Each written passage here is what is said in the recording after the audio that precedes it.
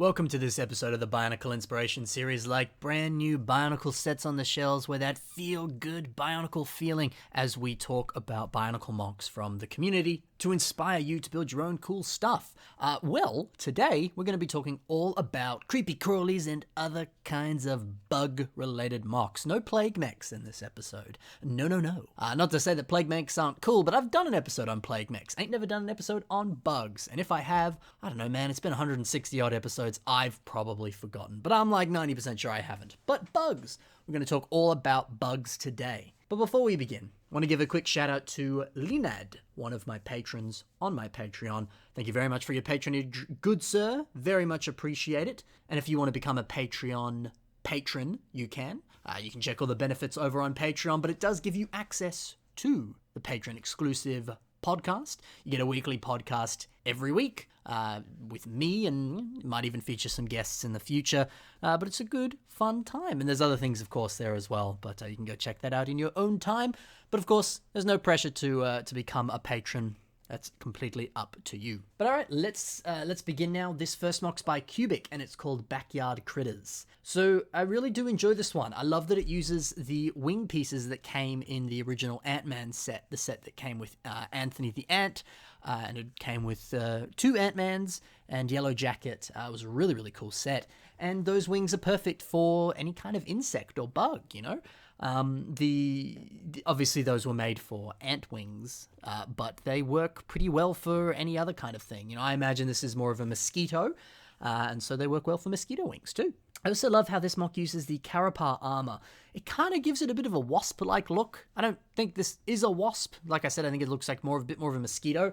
Ironically, the description doesn't actually say. But I also kind of like that it's a bit of a hybrid of the two. I mean, why not? You know, it's 2020. Why not? We've got wasp mosquitoes now. You know, who knows? But I love that idea. I really do. I think the Carapace armor there works very well. It does have a bit of a bug-like texture to it, and just the kind of natural color of it does fit well with a bug. So it's quite fitting. It's cool. I love the very thin, long legs on this one too, as well as the thinner antenna pieces. You know, using axles and some of those hinge connector pieces is a good idea.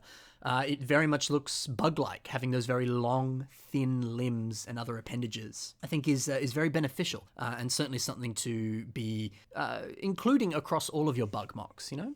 Yeah, I found that myself. Whenever I'm kind of looking at certain forms of art, whether it's non-LEGO or LEGO-related art, it's always nice to look at the typical conventions that you would typically see used in that sort of thing. And I don't necessarily want to say that there are set conventions for building bugs. By all means, break the conventions, you know, but I would argue sort of more slimmed down limbs and appendages like that is a bit more common across certain bugs.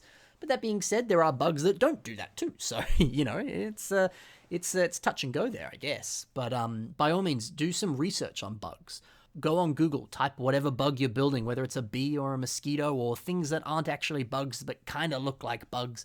Look up pictures of them and, you know, do they have thinner limbs? Do they have multiple eyes? Do they have hair everywhere or something weird?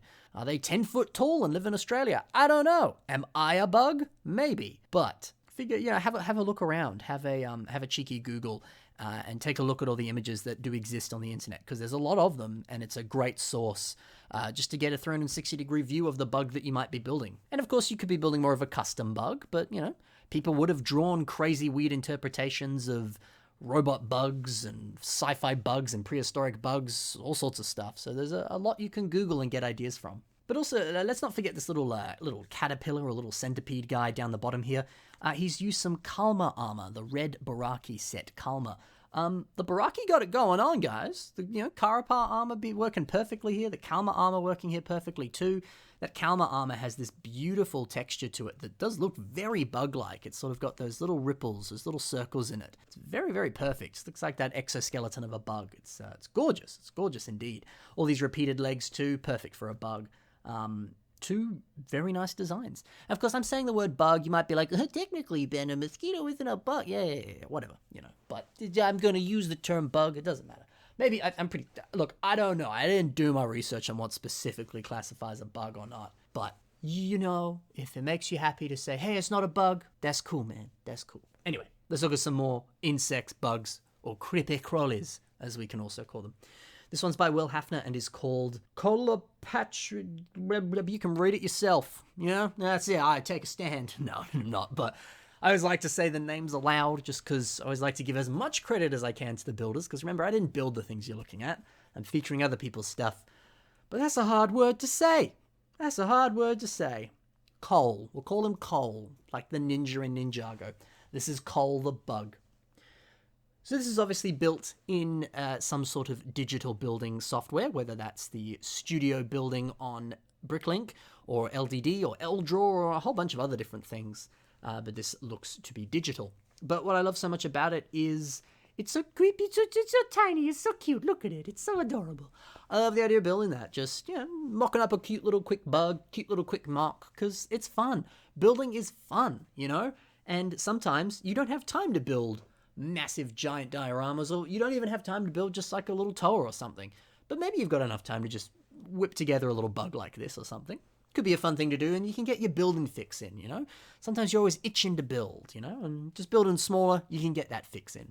This is cool. I also love the wing design here, just simply using some trans clear plates in that trans light blue color. Those do actually exist, but they have that kind of glitter effect to them here in this image.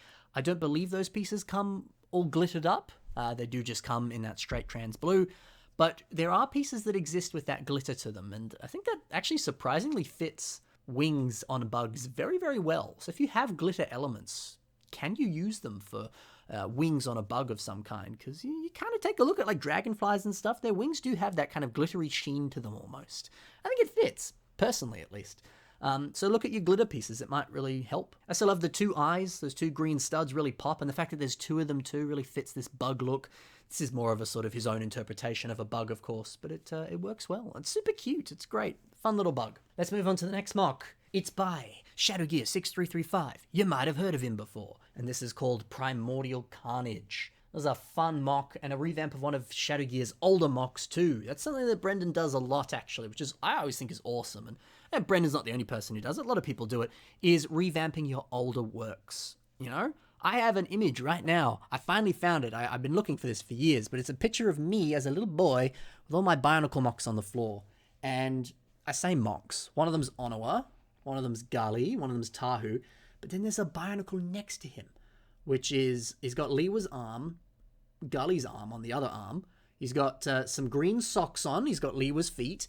And basically the rest of it is just Gully. And then it's got the purple Matoran, Onawa mask on the top there. So it's just this weird mishmash. But I'm pretty sure that was like my first Bionicle MOC. And I'm like, that's sick. There's a part of me that wants to rebuild that. Although it's very all over the place with the color scheme. But I can figure something out. But that, how cool would it be to build some of your old childhood MOCs? Whether it's that, you know, the first MOC you've done and you've got a picture of it, or whether it's just, you know, hey, I had this really sick character. His name was Shadowblade 64, and I'm gonna redo him because I've grown so much since I was, you know, however old I was when I built that. And that MOC could only be a year old. That MOC could be like 24 years old. But maybe it's time to revisit some of your older stuff, you know? And Brendan's done it here too. I don't believe the Primordial or the original Carnage was this sort of centipede design. I think it was more humanoid, so it's cool to really revamp it and make it new. But this MOC is a great example of, well, one, building a centipede or a millipede, but it's also a great example of part spam, you know, because part spam's a really great way to build larger MOCs, you know. When you're building a centipede like this, they have a lot of legs. So repeating the same kind of leg pieces or same kinds of blades like we see here, well, it makes sense to do that because, you know, it's not like every individual leg is different. It's the same in, you know, the real world. So there's no use designing individual legs every time. You can just have the same thing. And there's certain pieces on Bricklink that go dirt cheap and people have them in bulk. And so you can buy a good large amount of certain pieces for a decently reasonable price and you can do something similar to this, you know?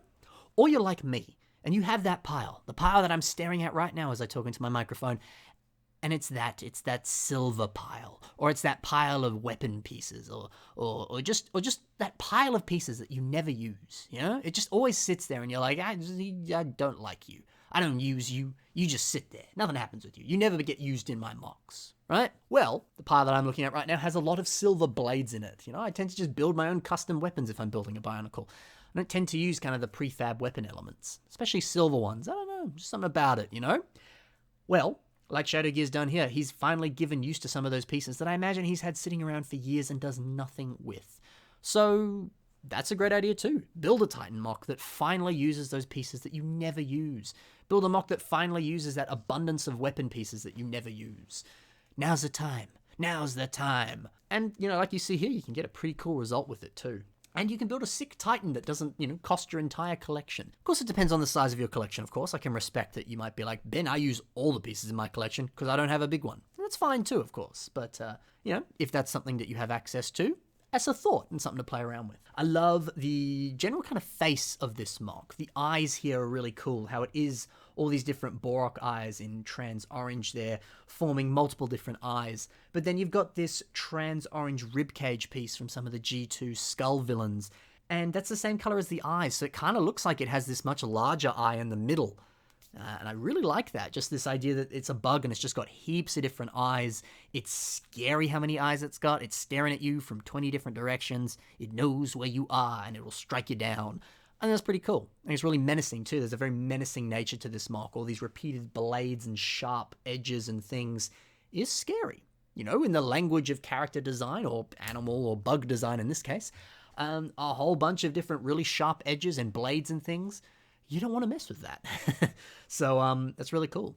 And I also love the use of these Exoforce blade pieces and these Antros wings that have this beautiful marbled red and black color scheme to them, and how these have been used here as sort of pincers, kind of like teeth, but it's also been used as cheek blades, if you will. I love that he's kind of like Haxorus, the Pokemon. He's got these blades coming out of his face that he can use as weapons. And he's also got those blades as like teeth almost. Just a very nice looking design. It's really cool. So some cool stuff going on here. Some cool concepts for sure. Nice work, Brendon. Next MOC. This is by Mike Neves. You also might have heard of him too. And this is called Wasp. So this is a really, really cool MOC. I love how he's built the wings on this MOC. Simply getting those two tail piece elements and just sort of having them match up together. So it kind of does give this illusion of wings. It's really just sort of four pieces and, you know, what actually connects it. And you got a wing design. It's simple but effective. It works really well. Those tail pieces, man, they go places. You can use them all the time and all sorts of cool stuff. The head design on this MOC is also pretty cool. Again, you got those multiple eyes there. That works really well. I also love the beautiful curvature to this tail. It very much looks like a wasp's tail. But probably my favorite part of this is using katana minifigure pieces as the little legs on the wasp here. Just the general shape of them, the little sort of sharper bit at the edge there. It looks like how you would expect the legs on a bug to look, specifically the legs on a wasp here. It's awesome, you know? And I feel like there's always that sort of, I guess, culture around wasps and bees about how they can be very dangerous and deadly, and if they sting you, you know, it's either just going to really hurt or it, depending on the bee, could do some damage. So I like the fact that he has used blades as well, because there is that sort of slight danger level to wasps and to bees. So having those blades there, I think, is also not only just looks nice, just in terms of a nice part use, but there's also some interesting imagery and symbolism behind that of, you know, having blades representing danger on a bug that is inherently quote unquote dangerous. It's pretty cool. It's pretty cool. So some really, really clever playing around with pieces there. Next MOC is by Alex Park Designs, and it's called Acid Fly. That's a cool name, and this is a cool MOC. Love these striking colors here. The red really pops up against the medium blue, and the black here. It looks fantastic, but I love these eyes. Look at these eyes using Zamospheres. That didn't want to come out. Zamospheres. Using some of the Zamospheres in red there as these big bulging bug eyes is beautiful. Lots of bees, which is also fitting because we just almost sort of talked about bees. There you go.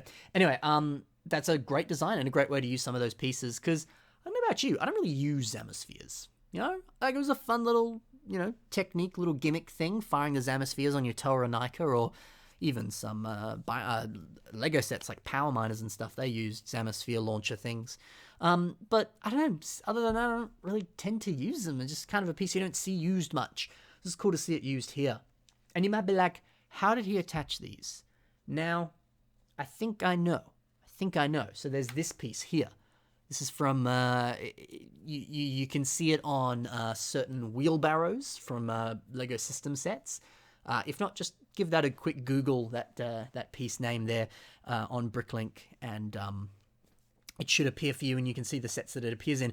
But this piece here is actually a really helpful piece because it's essentially a double-sided stud, but it also has those little itty-bitty little kind of little pins on the side there. And I believe that little itty-bitty pin connects to the hole inside a Zamisphere. I believe. I haven't actually tried it, but I swear I've seen that before on MOCs. So give that a go, and then you can actually attach Zamispheres in very similar to how Alex has done it here. I'm sure Alex will let us know. He'll let us know. You know? He'll let us know how we did it if I'm wrong. But I think that's correct. I gotta try it. Maybe I'll send a tweet out. Maybe I'll put a tweet out being like, I was right. It is that design. And if it isn't that design, maybe we've discovered a new design together, guys. Maybe we've discovered it. But yeah, that's a way to attach it, we think. But also, I really love the abdomen design on this MOC here, using some of those Pahatu masks in medium blue as sort of the back of the butt there, as you will. But also using a bunch of these hand connector pieces just to get this sort of longer, interesting texture to the back there that does look very bug-like. It's very fitting. So a lot of cool stuff going on here, and more tail pieces, of course, as well, being used as the very thin legs here. More thin legs on bugs, some more reoccurring things there. Pretty cool. Let's move on to the next MOC here. This is Lightning Bug by Eiswolf Hunter. I really like this one. Some really, really nice part usages again on the eyes here, using some old insectoid alien head helmet pieces there. Works pretty well for an eye design. Additionally, too, I love all the usages of this trans light green, trans neon green. I'm bad with my trans greens, man. But this cool translucent color on the wings and the abdomen, or butt, as I like to call it, that's just, those pieces came out in more of the more recent Bionicle G2 sets, so it's very likely you have access to them because they were released more recently. But they work pretty well for bugs, and I think some of the translucent elements also work decently well for bugs. You got lightning bugs that do have that glow to them, and certain bugs can have more sort of translucent looks to them, so something to play around with. And also the concept of this being a lightning bug, I think playing with translucent colors really helps. I also love too how he's played with the lightning coming out of the mouth on this bug here. Whether that lightning is him like attacking, like this bug has lightning powers and it can strike you down, or whether it's its proboscis, and its proboscis, like a butterfly, like the little thing that comes out of its mouth so it can get stuff out of flowers. Maybe that's just made out of lightning. That's why it's a lightning bug. It's some cool elemental bug thing. It's a cool idea. I like that a lot. So great way of playing with pieces, great way of playing with colors, cool eye design, and also, hey, more skinny legs here. This time, slightly, kind of about the same thickness as before, really, but using some of the axle connector pieces and combining that with mixel joints too. That's a great way to get a bit of posability with that. And also, mixel joints are pretty sturdy too, actually getting a bit of a very sturdy design there for the legs as well. It's awesome. So some cool little piece playing around here. Cool little piece playing around? Yeah, that's a sentence, you heard it. Let's move on to the next MOC. This is by Frank Sinatra. The Frank Sinatra made this bug. The Frank Sinatra did this, guys. Confirmed. Not just some guy who named himself Frank Sinatra. The Frank Sinatra made this bug. Awesome. And this is called Needle-a-Bug. So what I love so much about this is it's using a Bionicle mask, and it's playing around with some of the natural connection points in it.